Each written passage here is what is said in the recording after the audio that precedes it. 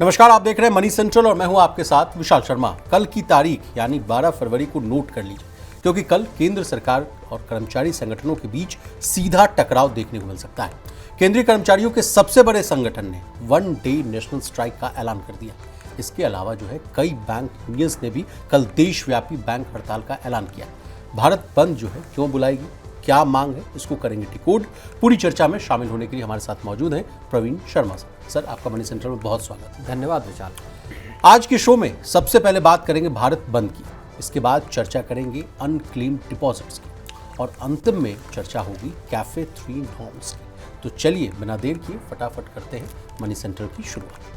Confederation of central government employees and workers, जो देश के अलग अलग केंद्रीय विभागों के कर्मचारियों का प्रतिनिधित्व करता है, उसने कल 1 डे नेशनल स्ट्राइक का ऐलान किया है। प्रवीण सर, हड़ताल का मुद्दा सिर्फ वेतन का नहीं है, मुद्दा है 8वें वेतन आयोग की शर्तें, डीए को बेसिक में मर्ज करना, pension, old pension scheme, bonus, gratuity और सरकार की पूरी कर्मचारी की नीति, वो पूरा मामला है। आपसे समझना चाहेंगे सर कि सिर्फ और सिर्फ केंद्रीय सरकार के कर्मचारी नहीं है, इसके अलावा मैं देख रहा था सर किसानों का संगठन एसकेएम वो शामिल है, बैंक यूनियंस शामिल हैं। इसके अलावा आप तो कह रहे थे, ऑफ द रिकॉर्ड में आपसे बात भी कर रहा था, तो विशाल देश के जितने 10 बड़े यूनियन वो इस बंद में शामिल हैं। क्या ऐसी बात हो गई सर कि सभी लोग एकत्रित हो रहे हैं? नहीं विशाल, देखिए ये हड़ताल अगर सफल रहती है एक दिन की, तो ये देश की हाल के वक्त की सबसे बड़ी स्ट्राइक होगी। और जो 10 बड़े मजदूर संगठन हैं, ट्रेड यूनियंस हैं, उनके एक साथ उनका एक जो प्लेटफॉर्म है, उन्होंने इस हड़ताल का आह्वान कर दिया है बाकी के संगठनों के अलावा। माना ये जा रहा है कि 30 करोड़ वर्कर्स वो इस हड़ताल में शामिल हो सकते हैं, जो इंडस्ट्री से, ट्रेड से जुड़े लोग हैं। इसके अलावा किसान शामिल हैं, इसमें सरकारी कर्मचारी शामिल हैं, 4 जो लेबर कोड हैं उनको हटाने की मांग है, इलेक्ट्रिसिटी बिल है इसको लेके, तो और बैंक सबसे बड़ी जो आम आदमी के से जुड़ा हुआ मसला है, बैंकिंग जो ऑफिसर्स भी हैं और एम्प्लॉयज़ जो हैं, वो दोनों संगठन इस हड़ताल की लिए बात कर रहे हैं। सरकारी क्षेत्र के जो बैंक हैं उन पे असर पड़ सकता है। एसबीआई और बैंक ऑफ बड़ौदा, इनने तो सीधा स्टॉक एक्सचेंज को चिट्ठी लिखी है और कहा है कि साहब हम इंतजाम कर रहे हैं कि किसी भी तरह का डिसरप्शन ना पैदा हो, क्योंकि आरबीआई ने 12 फरवरी की कोई छुट्टी का ऐलान नहीं किया। तो बैंक इस हड़ताल में शामिल है, यानी आप अपने जो कामकाज, बैंकिंग से जुड़े कामकाज हैं, वहाँ डिसरप्शन हो सकता है। ट्रांसपोर्ट के लेके जो पब्लिक ट्रांसपोर्ट है वहाँ, रेल में जो काम करने वाले कर्मचारी रेल हो गए, बस हो गए, जो रोडवेज की बसेज है सरकारी, उनमें दिक्कत आ सकती है आपका। खासतौर पे कुछ एक राज्य जो है, जैसे केरल हो गया, आपका कर्नाटक हो गया, उड़ीसा हो गया, इन जगहों पर बंद का ज़्यादा प्रभाव दिखाई दे सकता है। इस कहानी को मैं सर 3 सिरे में बांटता हूं। पहले बात कर लेते हैं केंद्रीय कर्मचारियों की, फिर बैंकर्स की बात करेंगे और उसके बाद अंतिम में किसानों वाला मामला वो भी आपसे डिकोड कराने की कोशिश करेंगे। हम कोशिश करूंगा, पीसीआर से अनुरोध करूंगा कि जो चिट्ठी है, हाँ प्लीज़ आप देखिए, ये confederation of central government employees का आप चिट्ठी देख रहे हैं। इसमें कैबिनेट सेक्रेटरी को इसको संबोधित कर लिखा गया है। सर, इन लोगों का कहना है कि 8th पे कमीशन के टर्म्स ऑफ रेफरेंस में कुछ बातों को आप इंक्लूड नहीं किए हैं। क्या क्या है? कर्मचारियों और पेंशनर्स के सुझाव इसमें शामिल नहीं है। वेतन, भत्तों और पेंशन पर स्पष्ट दिशा निर्देश है वो नहीं दिया गया है। एनसीजेसीएम जो स्टाफ साइड का है, उनकी जो सिफारिशें हैं उनको कहा गया कि नज़रअंदाज किया गया है। अब बात आ जा रही है इनकी कुछ और डिमांड को भी डिस्कस कर लेते हैं सर। 50% कहा जा रहा है कि डीए 50% के ऊपर आ गया, 58% के आसपास है। कल परसों ही हम लोग जो मनी सेंटर में डिस्कस भी कर रहे थे कि 2% के आसपास बढ़ोतरी की बात की जाए।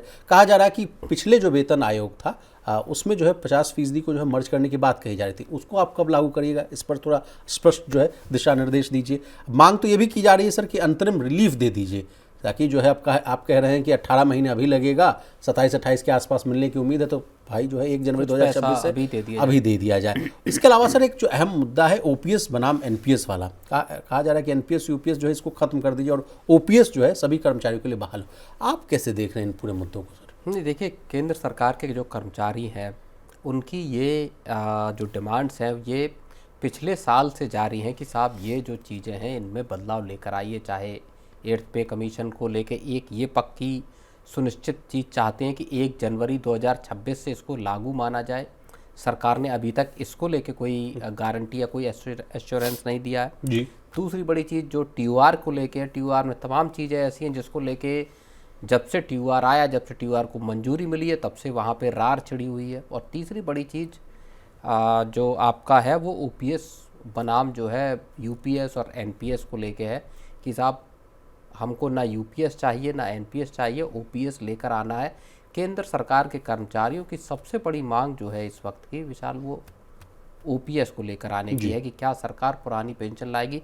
सरकार इन तमाम बिंदुओं पर अपने अपने अलग अलग मौक़ों पे इनसे या तो पल्ला झाड़ चुकी है या कुछ कुछ क्लैरिफिकेशन दे चुकी है। कुल मिला के मानी तो नहीं गई। जैसे पुरानी पेंशन है, साफ तौर पे सरकार इनकार कर चुकी कि नहीं आएगा। 1 जनवरी 2026 से लागू होने वाली बात है जहाँ तक 8th पे कमीशन को, उसको भी लेके सरकार ने साफ जवाब नहीं दिया अब तक सदन में कि हम 1 जनवरी से ही लागू करेंगे। तो मसले केंद्र सरकार के कर्मचारियों, पेंशनर के हैं से जुड़े हुए हैं। एक मसला ये है कि 1 जनवरी से पहले जो लोग रिटायर हुए उनको क्या 8th पे कमीशन का मिलेगा। तो केंद्र सरकार के कर्मचारियों की डिमांड्स कई हैं और अब ऐसा जो लग रहा है वो अलग अलग जो तमाम जो तबके हैं समाज के, वो सब दरअसल एकजुट होकर 12 तारीख की इस हड़ताल में शामिल हो रहे हैं। अगर ये हड़ताल व्यापक हुई, सफल हुई, तो मैं जो बात पहले बैंकों वाली भी बहुत बड़ी हड़ताल, बैंकों वाली भी बात आपसे जो है एक एक कर लेने की कोशिश करेंगे सर। उसके अलावा कहा जा रहा है कि कोविड काल के दौरान जो है 18 महीने का जो DA था, उसको भी कहा जा रहा है कि तुरंत जो है आप 3 किस्तों में उसको जारी कीजिए। इसके अलावा सर बोनस, PF और ग्रेच्युटी को लेकर भी रार मची हुई है सर। अब लौटते हैं सर कि बैंक एम्प्लॉयज़ वाले मामले पर सर, इन लोगों का कहना है कि सर सबसे बड़ी मांग मैं जहाँ तक देख पा रहा हूँ कि 5 डेज़ वर्किंग वीक वाला मामला। ये कह रहे हैं कि मेरा जो है वर्क लाइफ बैलेंस जो है वो गड़बड़ा जा रहा है। हालांकि अभी तक जहाँ मुझे याद है 1st और 4th सैटरडे को आसपास जो है वो छुट्टी मिलती है। इनका कहना है कि तमाम जितना भी जो हर महीने का जो सैटरडे और संडे दोनों दिन जो है छुट्टी होनी चाहिए। अभी दूसरे चौथे जो शनिवार इतवार है वो बंद रहते हैं बैंक। बैंकों की मांग है जाहिर कि 2 दिन की छुट्टी उनको दी जानी चाहिए और इसको लेके प्रस्ताव चल भी रहे हैं कि बैंकों को में 2 दिन का बंद रखा जाए। लेकिन इसमें एक समस्या है जी। एक अड़चन इस बात की है कि बहुत सारे देश के जो लोग हैं, कामकाजी लोग हैं, उनकी असल में शनिवार को छुट्टी होती है। तो ऐसे तमाम लोग अपने बैंकिंग रिलेटेड कामों को सैटरडे को निपटाना चाहते हैं। वो सोचते हैं कि चलो 1st सैटरडे को बैंक खुला है या 3rd को खुला, तो एक दिन जो छुट्टी वाला दिन है वहाँ जाकर बैंक से जुड़े कामकाज निपटा लेंगे। हालांकि ज़्यादातर काम अब ऑनलाइन हो गए हैं, लोगों को शाखा में जाना नहीं पड़ता, लेकिन फिर भी तमाम चीज़ें हैं, नॉमिनेशन है, कुछ फॉर्म भरना है, ऐसी चीज़ें जो बैंक ब्रांच में जाके हो सकती हैं। ये एक मसला बहुत बड़ा है जहाँ पे कि बैंकों को ये सुनिश्चित करना होगा कि जो लोगों की छुट्टी है, बाकी जो छुट्टियाँ होती हैं, गैजेटेड जो हॉलीडे है, वहाँ पे तो सबकी छुट्टियाँ हैं, तो बैंक तब भी बंद हैं। तो ऐसे लोगों को जिनको फिर बैंक का काम है, उनको एक स्पेशल छुट्टी लेनी होगी, वो फिर प्रोडक्टिविटी पर ओवरऑल असर डाल सकती है। चलिए सर, अब हड़ताल का जो मुख्य कारण एक और बताया जा रहा है कि केंद्र सरकार ने जो हाल फिलहाल में 29 जो लेबर कोड जो है उनको जो है मर्ज कर जो है 4 जो है नए लेबर कोड बनाए, उसको लेकर आपत्ति है। कहा ये जा रहा है, तर्क ये दिया जा रहा है कि कर्मचारियों के अधिकारों में कटौती होगी और ट्रेड यूनियन का जो है रजिस्ट्रेशन करना जो है वो मुश्किल हो जाएगा। तो ये भी एक बड़ा पक्ष है सर हड़ताल की वजह का। इसको कैसे देखें? ट्रेड यूनियन जो है वो चारों लेबर कोड्स को लेके एकदम जो है वो एडमेंट है। उनको लग रहा है कि ये जो लेबर कोड है ये जो है एम्प्लॉयर फ्रेंडली है, एम्प्लॉय फ्रेंडली नहीं है। वर्कर्स जो हैं, एम्प्लॉयज़ जो हैं, मजदूर जो हैं, उनके हितों को ताक पे रख के ये जो फैक्ट्री मालिक हैं या एम्प्लॉयर हैं उनको ये ज़्यादा ताकत देते हैं। और इसी वजह से पूरे के पूरे जो चारों लेबर लॉज हैं इनको रिपील करने की मांग जो कर्मचारी जो वर्कर्स यूनियन है, ट्रेड यूनियंस है, वो यहाँ पे कर रहे हैं। ये एक बहुत बड़ा मसला है क्योंकि लंबे वक्त से 4 लेबर कोड्स जो है वो तैयार हो गए थे और उसके बाद से सरकार इनको इम्प्लीमेंट नहीं कर पा रही थी। पिछले साल के आखिर में जाके सरकार इनको लागू कर पाई। एक बड़ा रेडिकल रिफॉर्म माना जाता है, लेकिन बड़ा प्रतिरोध भी जो है वो यहाँ पे अब ट्रेड यूनियनों की तरफ से विशाल आ रहा है। अब चलिए सर, संयुक्त किसान मोर्चा की भी बात कर लेते हैं। इन लोगों ने भी कहा है कि भारत अमेरिका जो अंतरिम ट्रेड एग्रीमेंट हुआ है उसके खिलाफ में हम जो है जो देशव्यापी जो है भारत बंद का आह्वान कर रहे हैं। इन्हें कह रहे हैं कि भारतीय किसानों को जो है नुकसान होने की बात कही जा रही है। लेकिन जब से ये खबर आई सर कि जो है इंडिया यूएस के बीच में जो है ट्रेड डील होता हुआ नज़र आ रहा है, उसके बाद तमाम जो है मैं कई जो है सरकारी वेबसाइट्स को मैं देख रहा था, वहाँ पर बार बार ये लिखा गया कि इसमें जो है भारतीय किसानों का कोई अहित नहीं होगा, किसी भी समझौते की उम्मीद मत कीजिएगा। उसके बावजूद ये लोग क्यों नाराज़ हैं सर? क्या और कोई बात है क्या किसानों को लेकर? नहीं, अब देखिए, कुछ चीज़ों को छूट जो दी गई है थोड़ा सा, जैसे कि नट्स हैं या बाकी कुछ जो एग्री आइटम है, हालांकि डेयरी प्रोडक्ट्स को बिल्कुल बाहर रखा गया है। गेहूं हो गया, धान हो गया, इस तरह की चीज़ें हैं, या जीएम प्रोडक्ट्स हैं। उसके अलावा आपका सर कुछ लिस्ट है सर, दूध, चीज़, मक्खन, घी, दही, और वैसे जो प्रोडक्ट्स के साथ साथ सर गेहूं, चावल, मक्का, मोटा अनाज, जौ, ओट्स और ज्वार जैसे जो मुख्य उत्पाद हैं उनको टैरिफ रियायत से जो है बाहर रखा गया। इसके अलावा चिकन जो है, मीट जो है, मीट प्रोडक्ट हैं, इनको भी यहाँ पे बाहर रखा गया है जी। अब किसानों की यहाँ पे क्या जो जी शायद सरकार इस बात को एक तरह से मैं कहूँगा कि कन्वे करने में नाकाम रही है कि किसानों के लिए कोई यहाँ पे मुश्किलें नहीं है, क्योंकि आज भी जब लोकसभा में राहुल गांधी का भाषण हुआ तो उन्होंने भी एक बड़ा वो किया कि सरकार ने, ऐसा लगता है कि यूएस ट्रेड डील में घुटने टेक दिए, या उन्होंने और शब्दों का इस्तेमाल किया। तो यहाँ पे विपक्ष भी जो है वो ट्रेड डील पर सरकार को कड़ाई से घेरने की कोशिश कर रहा है। मुझे लगता है कि किसानों को लगता है कि ये जो डील है ये उनके लिए एक मुश्किल दौर पैदा कर सकती है। चलिए सर आगे बढ़ते हैं। सोचिए अगर आपके परिवार का पैसा किसी बैंक में सालों से पड़ा हुआ है, आपका नहीं तो मान लीजिए आपके पिताजी का, दादाजी का फंसा हुआ है, और आपको इसकी खबर ही ना हो तो क्या हो? देखिए असल में मामला क्या है कि देश भर के बैंकों में ऐसा ही पैसा अब जो है लाख, 2 लाख, 10 लाख के आसपास नहीं, 72,000 करोड़ से ज़्यादा हो चुका है। ये वो रकम है जो लोगों ने जमा तो की लेकिन समय के साथ भूल गए। ना कोई लेन देन हुआ, यानी कोई ट्रांजैक्शन ना हुआ, ना कोई इस पर कोई दावा आपत्ति की गई, और देखते ही देखते जो है पैसा पहुंच गया आरबीआई के खास फंड। लेकिन अब आरबीआई और सरकार जो है सतर्क हो गए, लोगों का पैसा जो है सही हाथों तक वापस पहुंच सके, इसको लेकर जोर शोर से जो है तैयारियां चल रही।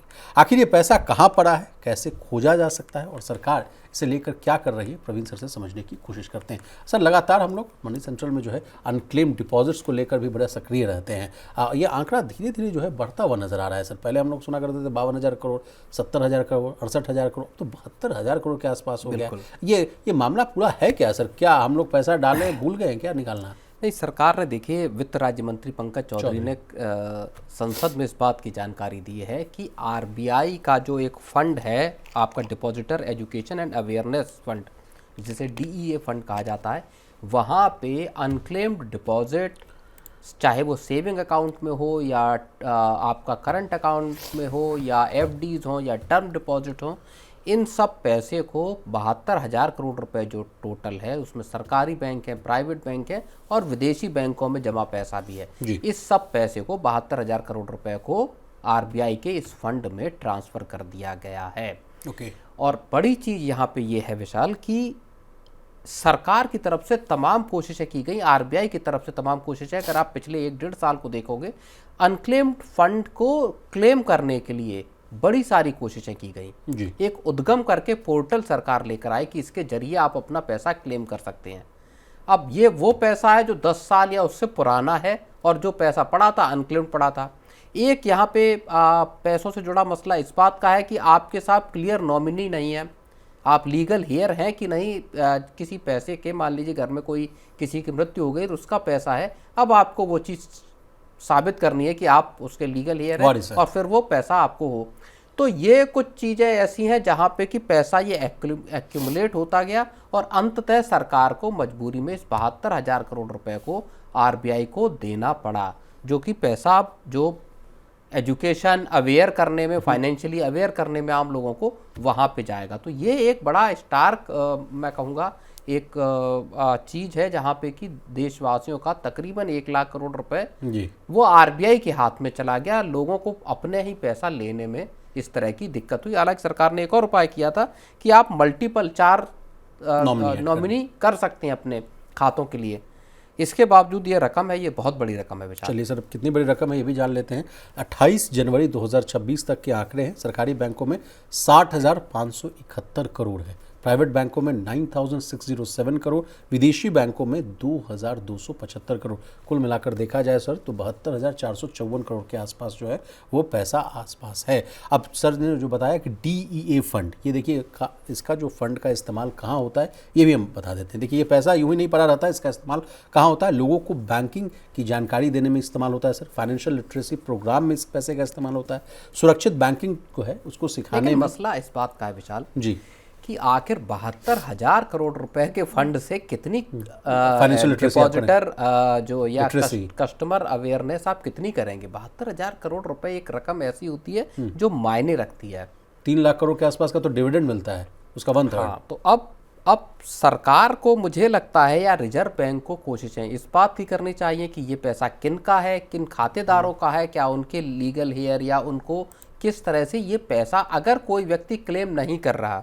देखिए बैंकों के पास भी आप खातेदारों की पूरी जानकारी है, KYC है, हो सकता बहुत सारे लोगों ने KYC ना कराई हो, लेकिन सरकार की तरफ से बैंकों के लेवल पर भी इस बात की कोशिशें की जा सकती थी कि आप अपने कस्टमर को, अगर किसी व्यक्ति का लोन डिफॉल्ट होता है, आप इसको रिवर्स तरीके से सोचिए, तब कैसे आप पकड़ लेते हैं? तब आप एक नहीं 10 फोन करते हैं, रिकवरी एजेंट भेजते हैं। अब 72,000 करोड़ रुपए लोगों का पैसा अगर आपके पास पड़ा है तो आप कह रहे हैं कि हमने एक पोर्टल बना दिया साहब, नॉमिनी करने की आपको आजादी दे दी, अब आप जाइए उस पोर्टल पे क्लेम कीजिए।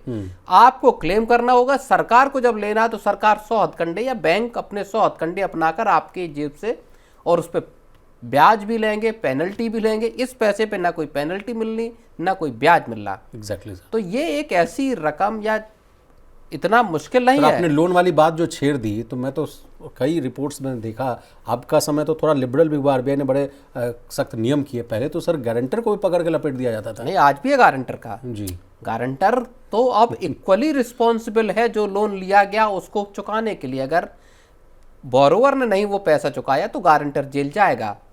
अगर गारंटर इसीलिए बार बार कहा जाता है कि आप किसी के भी लोन के गारंटर ना बने तब तक जब तक कि आप बहुत ज़्यादा जानते ना हो या आपको लगता है वो कि ये व्यक्ति जो मेरा परिचित है, रिश्तेदार है, वो उस लोन को चुका देगा। गारंटर बनना आप सबसे बड़ा रिस्क है। तो आपने बहुत अच्छी बात कह दी कि जब पैसा लेना होता है तब तो आप 100 हथकंडे कर देते हैं।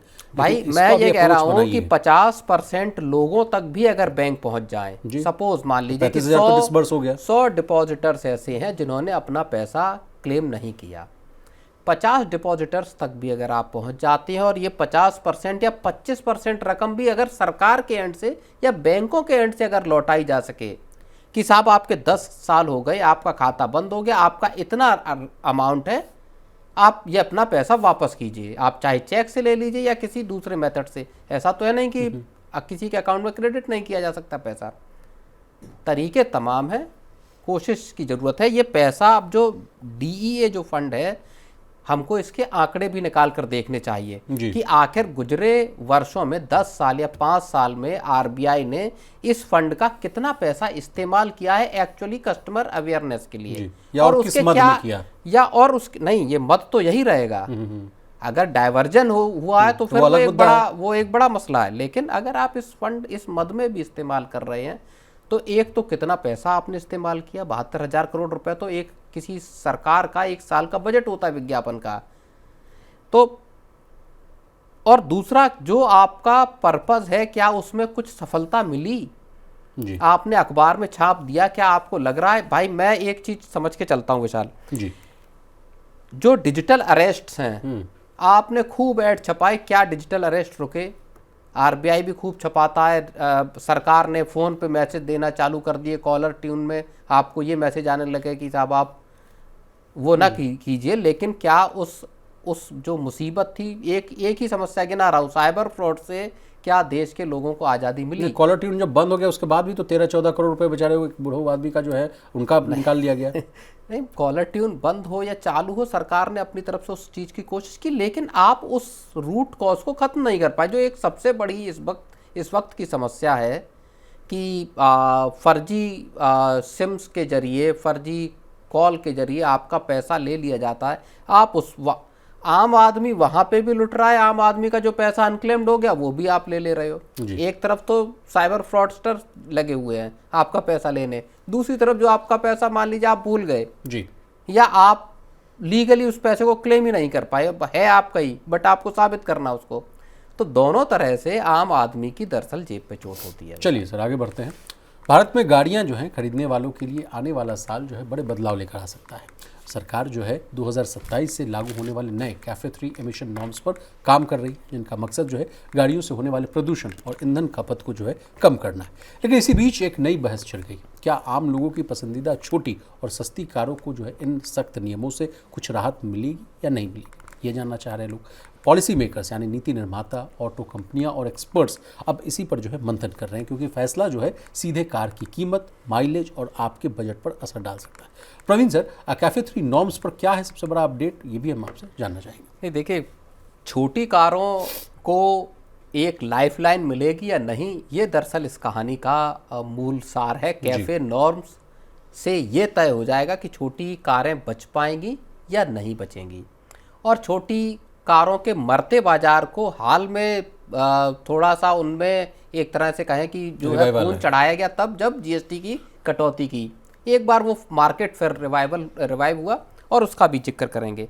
लेकिन अब जो कैफे नॉर्म है, जिसके जरिए पूरे के पूरा जो ऑटो इंडस्ट्री है, जो बड़ी तसल्ली से एक साथ जुड़े हुए थे, उनमें सबसे बड़ी रार हम पिछले 20, 25, 30 साल की सबसे बड़ी जो है कलह ऑटो सेक्टर में हम कैफे नॉर्म्स के जरिए विशाल देख रहे हैं। जी जी, तो सर अब छोटी कारों के लिए जो ढील वाली जो बात है वो क्यों बन रही है, ये समझाइए आप। नहीं, देखिए, कल एक बहुत बड़ी बैठक हुई मंगलवार को, और हैवी जो मिनिस्ट्री जो है इंडस्ट्रीज मिनिस्ट्री है, जिसके मंत्री जी जो है HD कुमारस्वामी हैं, उनकी अगुवाई में ये मीटिंग हुई।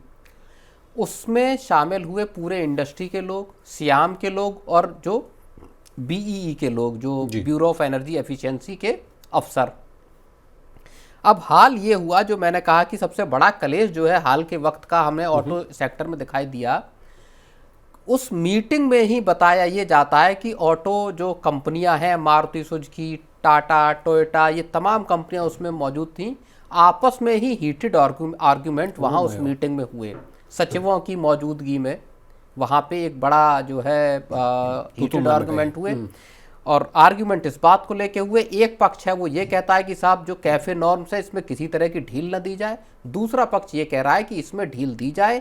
भारत के जो अफोर्डेबल कार मार्केट है, अफोर्डेबल जो कार का बाजार है, और जो लोग एलिमेंट्री बायर हैं, यानी सबसे पहली बार जो लोग खरीदारी कर रहे हैं, उनको बचाने के लिए या उनको मदद के लिए इस कार मार्केट का जिंदा रहना जरूरी है विशाल। जी, अब किसको फ़ायदा होगा और नुकसान, ये भी हम प्रवीण सर जान लेते हैं। फ़ायदा होने की बात जो है कही जा रही है कि छोटी और किफ़ायती कार जैसे मारुति सुजुकी इस लिस्ट में, नुकसान जो है कहा जा रहा है कि बड़ी कार मैन्युफैक्चरिंग कंपनियां हैं उनको नुकसान होने की बात कही जा रही है, क्योंकि उनका एक तर्क दिया जा रहा है कि बाजार जो है कार बाजार, उसमें जो है असंतुलन आ जाएगा। कुछ आप ऐड करना चाह रहे थे सर? बिल्कुल, देखिए, अब इस मीटिंग में क्या हुआ कि HD कुमारस्वामी ने इस मीटिंग के में जैसा बाहर आए लोगों ने बताया कि उन्होंने ऑटो इंडस्ट्री को या लोगों को इस बात का एश्योरेंस दिया है कि इस मामले पर वो नज़र दौड़ाएंगे। इसको लेके बड़ी ऑटो सेक्टर बड़ी इंटेंस लॉबिंग भी चल रही है, और एक बड़ा तर्क ये दिया जाता है भारत के कार बाजार को लेके कि अभी देश का जो कार बाजार है उसमें हर 1000 लोगों पे सिर्फ 33 लोगों के पास गाड़ियां हैं, यानी बड़ी संभावना है इस देश में, जो दूसरे देशों के औसत से भारत में कम गाड़ियां हैं। अब इसमें दो चीज़ें निकल कर आई हैं। एक माना यह जा रहा है कि नीति आयोग की एक जो रिपोर्ट आई है हाल में, उसमें यह कहा गया है कि देश में अफोर्डेबल कार का जो बाजार है उसको देखने के लिए फ्यूल एफिशिएंट कारें, छोटी कारें, इनको बढ़ावा दिया जाना चाहिए। आगे चल के आप नेट जीरो एमिशन की बात कर सकते हैं। ये इस कार को, इन कारों के मार्केट को बचाना जरूरी है। इससे एक संकेत ये मिल रहा है कि आपका जो है कैफे 3 नॉर्म्स पर सरकार की तरफ से ढील जो है वो दी जा सकती है। एक और खबर बड़ी महत्वपूर्ण है, उसमें जो एनर्जी सेक्रेटरी हैं उनके साथ मिंट की खबर है, वहाँ पे उनसे जो बात की गई, उन्होंने कहा देखिए अभी सारे विकल्प हमारे पास मौजूद हैं कैफे 3 को लेके, और यहाँ पे हम जो छोटी कारें हैं उनको जो एमिशन नॉर्म्स हैं वहाँ पे हम यहाँ पे रियायत विशाल दे सकते हैं। तो ये एक बड़ी चीज़ है जिसमें ऐसा अंदाजा लग रहा है कि सरकार शायद कैफे नॉर्म्स पर कुछ ढील दे सकती है। और इसमें एक और लास्ट इंटरवेंशन बस मैं करूँगा। देखिए, जनवरी के अभी ऑटो सेल्स के डेटा आए हैं और बहुत अच्छे आए हैं। हाँ, डेटा बहुत अच्छे है। अब कल ही जो है फाडा का नंबर आया है, जो डीलर्स एसोसिएशन है उनका नंबर आया, और वो ये बताता है कि जो पैसेंजर व्हीकल्स हैं यानी कारें जो हैं, जो आम लोगों के खरीदने वाली गाड़ियां हैं, उसमें 7.5% के आसपास की बढ़ोतरी यहाँ पे हुई है और 5,13,000 से कुछ ज़्यादा गाड़ियाँ बिक्री हुई है एक महीने में ना, एक महीने में। और ये पूरी की पूरी जो कार इंडस्ट्री है उसके लिए बड़ी राहत की खबर है। इसके दो बड़े ट्रेंड हैं दर्शकों के लिए भी समझने के लिहाज से। पहला ट्रेंड ये है कि जो बिक्री हुई है उसमें छोटी कारों के रिवाइवल के बड़े संकेत दिखाई दिए हैं। लंबे वक्त से मरा पड़ा जो छोटी गाड़ियों का बाजार था वहां पे ग्रीन शूट्स दिखाई दिए बहुत लंबे अरसे बाद, और इसीलिए मारुति सुजुकी बड़ी खुश है क्योंकि जीएसटी का फायदा मिला है। दूसरा बड़ा संकेत यह है कि रूरल मार्केट में अच्छी ग्रोथ दिखाई दी है। अर्बन मार्केट के मुकाबले रूरल मार्केट में ज़्यादा गाड़ी यानी वहाँ रिकवरी दिखाई दे रही है। एक महीने में रूरल मार्केट की जो ग्रोथ रही है वो 14.5% रही है, जबकि अर्बन मार्केट में गाड़ियों की बिक्री वो केवल 3.5% मतलब लोगों ने खूब जो है जीएसटी बचत महोत्सव का आनंद लिया। बिल्कुल। देखिए, गाँव में क्या हुआ, एक तो फसल कटी जी और शादियों का सीजन, इन दो वजहों से गाँव में गाड़ियों की बिक्री बढ़ी। और ऐसे वजह में जब अगर आप छोटी गाड़ियों पर मिलने वाले किसी जो कंसेशन को अगर आप हटा देते हैं तो एक जो बाजार इतना बड़ा है या जो रूरल मार्केट या बिल्कुल सबसे बेसिक जो खरीदार है उसको जो सुविधा मिल रही है या वो गाड़ी जो खरीद पाता है वहाँ पे उसको बहुत बड़ा झटका लगेगा। विशाल, चलिए आगे बढ़ते हैं सर। आज के डिजिटल दौर में भी एक काम ऐसा है जो हर बार जो है लोगों को परेशान कर देता है, केवाईसी की झंझट। हर बैंक, हर निवेश और हर बीमा के लिए वही दस्तावेज, वही प्रक्रिया और वही लंबा इंतजार। लेकिन अब ये जो है झंझट खत्म होने वाली है। सरकार ला रही है क्या, CKYC रजिस्ट्री 2.0, जो आपकी जो है पहचान प्रक्रिया को बनाएगा पहले से कहीं ज़्यादा आसान, तेज और पूरी तरह से डिजिटल। असर कई बार हम लोगों ने इस खबर को भी जो है सेंट्रल में करने की कोशिश की। कहा गया कि जो है आदेश दिए गए कि केवाईसी जो केवाईसी जो आप करा रहे हैं गांव में, तहसील में, वहाँ जो है आप अपना तंबू लगाइए और वहाँ लोगों को बुलाइए और वहाँ कराइए, क्योंकि लोगों को बहुत झंझट होती थी। गैस का कनेक्शन है उसको लेकर कहा जाता था और तमाम ऐसे चीज़ों थे। बैंक में भी कहा जाता था पेंशन नहीं मिलेगा आपको, जो DBT की सब्सिडी आ रही है वो नहीं हो रहा है, सरकारी जो सब्सिडी वो नहीं मिल पा रहा है। तो मतलब DBT ट्रांसफ़र में थोड़ा दिक्कत आती थी। इसको लेकर सर ये जो नई खबर आ रही है KYC के बाद, इसको आप कैसे देख रहे हैं? देखिए, सेंट्रल KYC या CKYC रजिस्ट्री का जो 2.0 वर्जन जो सरकार लेकर आ रही है, इसकी सबसे खास बात ये होगी कि इसमें जो है जो डिजी लॉकर है उसको दरअसल इसके साथ इंटीग्रेट किया जाएगा। ठीक है। फ़ायदा क्या होगा, आपके जितने बैंकिंग रिलेटेड चीज़ें हैं वो और जितना इन्वेस्टमेंट रिलेटेड काम है, यानी फाइनेंशियल इंस्टीट्यूशंस के साथ आपकी जो डीलिंग है वो सारा का सारा बिल्कुल सीमलेस विशाल यहाँ पे होने वाला है जी। आपका एक बार वैलिडेट हो जाएगा, किसी एक बैंक से आपका KYC वैलिडेट हो गया, उसके बाद किसी बैंक, किसी फाइनेंशियल इंस्टीट्यूट, किसी आपका म्यूचुअल फंड, स्टॉक मार्केट, किसी ब्रोकर के साथ आप अगर रजिस्ट्रेशन कराते हैं वो सारा का सारा आपका रियल टाइम हो जाएगा, हैजल फ्री हो जाएगा। चलिए, इसके अलावा सर कहा जा रहा है कि तेज और जो है बहुत आसान से जो है अपडेट वाला भी जो मामला है वो भी आप कर सकते हैं। अगर आपको है अपने KYC में बदलाव करना होगा, जैसे कि पता बदलना है, मोबाइल नंबर बदलना है, तो ये जो नया सिस्टम है इसे तेज और आसान तरीके से जो है अपडेट करता हुआ भी नज़र आएगा। इसके अलावा सर नए तकनीक का फ़ायदा भी मिलता हुआ दिख रहा है। कहा जा रहा है कि दस्तावेजों की जो जाँच है वो तेज़ और सही तरीके से होगी, क्योंकि जो है डिजी लॉकर से जो है उसको जो है सत्यापित करना बहुत ही आसान। एक जो डुप्लिसिटी है जी उसको एलिमिनेट दरअसल किया जा सकेगा कि एक ही आपकी KYC वो बार बार असल में हो रही है।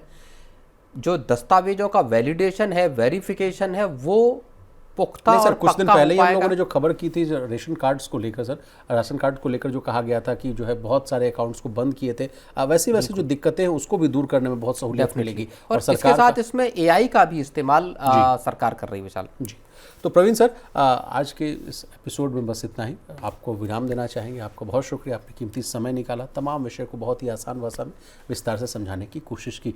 तो आज के मनी सेंटर में बस इतना ही। इसी तरह देश, दुनिया और बिजनेस जगत से जुड़ी तमाम ताज़ा तरीन खबरों के लिए बने रहिए हमारे साथ और देखते रहिए मनी नाइट।